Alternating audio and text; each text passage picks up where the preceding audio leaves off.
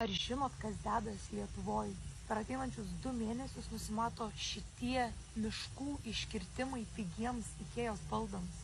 O žiauriausia, kad viskas vyksta nelegaliai, tai realiai visa Lietuva yra šluojama, mūsų medžiai, mūsų istorija, mūsų gyvybė, mūsų kvėpuojamas oras, mūsų stiprybė, viskas yra tiesiog nesuvokiamų mastų šluojama nuo žemės paviršiaus ir mūsų daug net nežino apie tai ir nežino, kad tai vyksta visiškai nelegaliai ir mes tiesiog sėdėjom čia su draugais ir nuoširdžiai nežinom, ką mes galim padaryti, tai vyksta tokiu greičiu ir tokiu mastu, kad sunku patikėti ir ką mes galim padaryti, nežinau, dalintis. Jeigu jūs turit kokių idėjų, sakykit, bet čia yra kosminė situacija.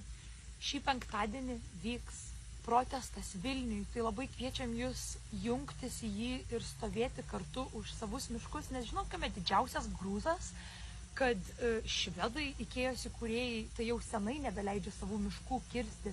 Visos adekvačios kitos šalis saugo savo miškus, supranta jų poreikį ir naudą žmonėms, o mūsų valdžiai ryškiai yra neįdomu, tiesiog nerūpi, tai mes turim patys imtis į savas rankas ir kovoti už savus miškus, tai prašau prisijungkit, dalinkitės, darykit viską, ką galit, bent jau būkit informuoti patys ir skleiskit šitas žinias.